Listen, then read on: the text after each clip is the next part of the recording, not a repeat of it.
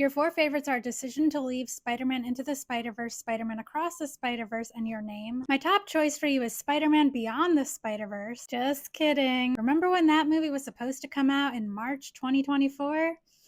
Good times. But on a serious note, you're clearly a fan of animated movies and detective thrillers. You even have a Letterboxd list of detective thrillers where you wrote my favorite genre without any question. The Spider-Verse movies have such a unique animation style that's been highly influential on subsequent animated films, which is why my top choice for you is Who Framed Roger Rabbit, which was one of the most groundbreaking films for the way it combined live action and animation. It's also a detective film like Decision to Leave, and like the Spider-Verse movies, it's a work of metafiction, and it takes place in an alternate history where humans and toons coexist, which reminds me of the alternate universes in Spider-Verse. Speaking of metafictional films and alternate universes, Wreck-It Ralph is an animated film where characters from different video game universes are able to interact, kind of like the characters in Spider-Verse. You already saw the vast majority of detective thrillers I was thinking of, but some of the ones that you didn't have marked as watch that I think you should check out are M, Stray Dog, The Maltese Falcon, The Thin Man, The French Connection, and Clue. You have a Letterboxd list of South Korean films where you wrote the kings of cinema, the kings I tell you. And I already knew you were a fan of South Korean films because you already saw most of the ones I wanted to recommend. But there were a few I wrote down that you didn't have marked as watch, including Burning, which I definitely think you'd like because it has a similar mystery vibe to it like Decision to Leave. But a couple other South Korean films I think you'd like are Sleep and Broker. I don't know about you, but I think Tong Wei should have been nominated for Best Actress for her performance in Decision to Leave. So I want to recommend a couple more of her movies, Lust, Caution, and Long Day's Journey into Night. When I was thinking of Decision to Leave, I was also thinking of a few Hitchcock films, and I think Vertigo is the most comparable, but you already saw that one, so I'm going to recommend Notorious. Decision to Leave also makes me think of Woman in the Dunes because sand, I guess. I actually picked out my recommendations yesterday, but didn't get a chance to record this video until today. So this is a last minute addition because I watched Black Coal Thin Ice yesterday, and I think you'd like this one since you're a fan of Decision to Leave. Since you're a Spider-Verse fan, another superhero movie that has a Daniel Pemberton score is Birds of Prey. Jumping off of that, I'm gonna throw in the Suicide Squad as well. I know it's DC, not Marvel, but the Polka Dot Man kind of reminds me of the Spot in Across the Spider-Verse. The Spider-Verse movies are also coming-of-age films, and come to think of it, Your Name could be considered a coming-of-age film too. So a few coming-of-age animated films I think you might like are Persepolis, Kiki's Delivery Service, and Wolfwalkers. Since you like Your Name, a couple other Makoto Shinkai films you didn't have marked as watch that I think you'd enjoy are The Garden of Words and 5 centimeters per second, but an animated film from a different director that I think you'd like since you like Your Name is The Tale of the Princess Kaguya, and a live action film that came to mind when I was thinking of Your Name is Asako 1 and 2.